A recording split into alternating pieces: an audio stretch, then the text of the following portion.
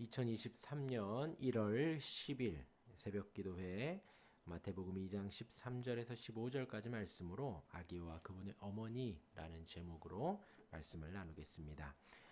동방에서 온 박사들이 예수님을 만납니다. 그 길을 하나님은 하나님의 주권적인 방법으로 인도하십니다. 지금도 하나님은 말씀으로 성경으로 우리를 인도하십니다. 말씀으로 바른 구원의 길을 인도하시고 우리의 삶에 있어서 하나님의 뜻으로 인도하십니다. 박사들은 구원자를 만난다는 그 소식만으로 기뻐하였고 아기와 그의 어머니를 만나자 준비했던 황금과 유향과 몰약을 드립니다. 곧 아기 예수님의 진정한 왕, 온 세상의 왕임을 박사들이 보여준 것입니다. 천국을 발견한 일꾼이 모든 것을 다 팔아 그 밭, 보화를 발견한 일꾼이 그 밭을 사는 것과 같습니다. 예수 그리스도를 발견한 박사들이 이스라엘의 왕, 유대인의 왕, 온 세상의 왕 앞에 먼 길을 달려와 예물을 드리며 경배했던 것입니다. 우리의 예배도 이와 같은 마음으로 드릴 수 있기를 간절히 바랍니다. 박사들이 아기 예수님을 만나고 돌아가려는데 하나님이 신비한 방법으로 또한 인도하십니다. 마찬가지로 하나님은 우리를 하나님의 말씀 성경의 구원의 말씀으로 인도하신다 말씀을 드렸지요. 오늘 또 비슷한 방법으로 하나님이 요셉에게 말씀하셨습니다. 13절에 헤롯이 아기를 찾아 죽이려 하니 일어나 아기와 그의 어머니를 데리고 애굽으로 피하여 내가 내게 이르기까지 거기 있으라 말씀하셨습니다.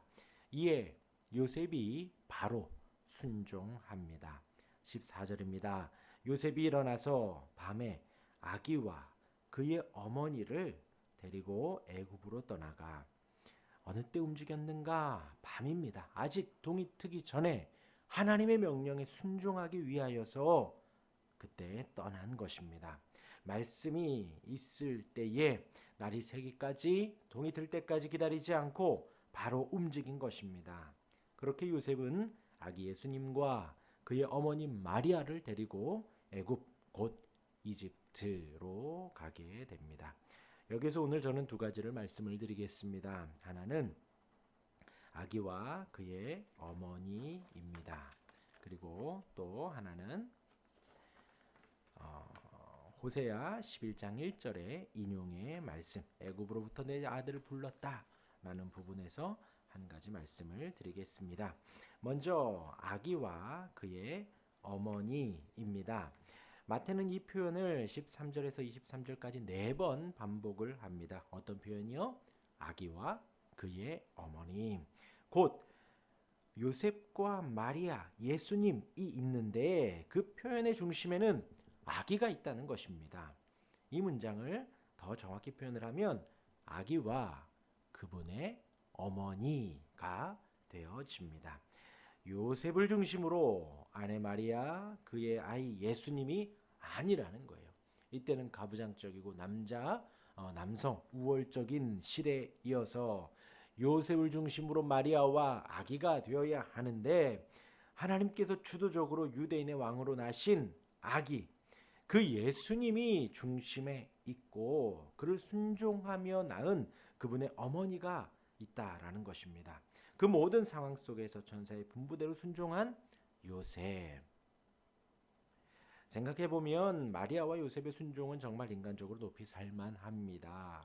목숨을 걸고 주의 여종이오니 말씀대로 되리이다 했던 마리아이지요. 또 이 모든 상황이 이해가 가지 않나 가만히 끊고자 한 의로운 요셉입니다. 하지만 하나님의 인도하심 가운데에 아기 예수님을 편입하고 주의 분부대로 예수라고 이름을 짓지요. 마리아와 아기 예수를 책임집니다. 챙깁니다. 이러한 요셉의 의로움, 믿음 본받을만 합니다. 그러나 이 마태복음은 그 두 사람에게 마리아와 요셉에게 초점을 맞추지 않는다라는 것입니다. 유대인의 왕으로 나신 우리의 구주 대신 예수님 그 아기에게 초점을 맞추어 아기와 그분의 어머니라는 표현을 반복적으로 사용하고 있는 것입니다. 우리의 신앙과 우리의 삶에 있어서 우리가 주목하고 우리가 바라봐야 할 소망과 비전은 오직 유대인의 왕으로 나신 예수 그리스도입니다. 우리가 기도할 때 받고 싶고 보고 싶고 기도의 제목이 되어지는 것이 무엇일까요? 하늘에 계신 우리 아버지 하나님, 이름이 거룩히 여김을 받으시옵소서입니다. 오직 왕이신 하나님만 거룩히 여김을 받으시고 높임을 받으시고 주목되어지고 주인공이 되어져야 합니다. 내 인생의 삶의 주인이 내가 아니라 오직 하나님입니다. 오직 아기 예수 그리스도. 단순히 이제 태어난 1년 되어진 아기가 아니라 아기가 된다라는 것입니다. 내가 아니라, 우리가 아니라, 내 이름이 아니라 우리 인생의 주인공이 하나님 예수 그리스도가 된다라는 것입니다. 이제 그 명령을 듣고 요셉이 이런 명령을 듣고 바로 순종합니다. 새벽에 일어나 출발을 하지요. 우리 두 번째로 생각할 것은 호세아 11장 1절의 인용입니다. 예수님이 예루살렘에서 애굽으로 이집트로 피합니다. 하나님이 이스라엘을 애굽에서 건지신 것을 인용을 한 것입니다. 애굽으로 들어가고 애굽에서 나온다라는 상반되는 인용이지만 두 인용의 공통 분모는 구원이라는 데 있습니다. 제가 다시 읽어드리면요. 이는 주께서 선지자를 통하여 말씀하신 바 애굽으로부터 내 아들을 불렀다 라는 말씀이고요. 요셉이 일어나 밤에 아기와 그의 어머니를 데리고 애굽으로 떠나가 애굽으로 들어간다라는 거죠. 들어간다 나온다라는 좀 상반되어지는 인용이지만 공통 분모는 구원이라는 데 있다라는 것이죠. 하나님은 예수님을 구원하시기 위해 꿈에 천사를 보내어 예루살렘에서 애굽으로 이집트로 보내집니다. 하나님은 당시에 이스라엘을 구원하시기 위해 애굽에서 나오게 하십니다.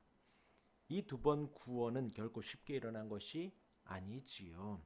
애굽에서 이스라엘 구원하시는 가운데 하나는 큰 기사와 이적 속에 구원을 행하신 것입니다.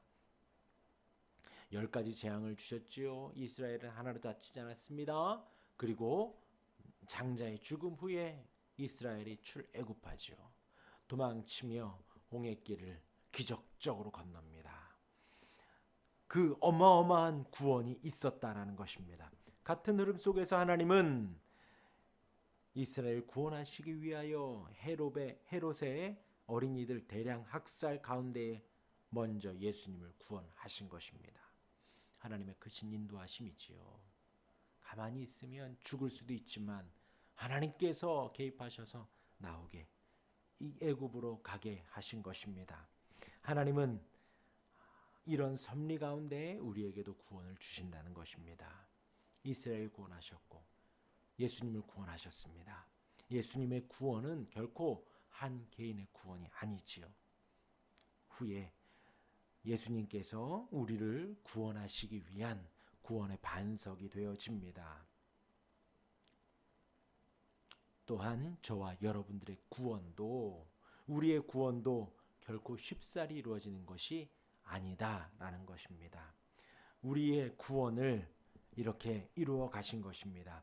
결코 단순히 이루어진 것도 아니고 결코 쉽게 이루어진 것도 하나도 없습니다.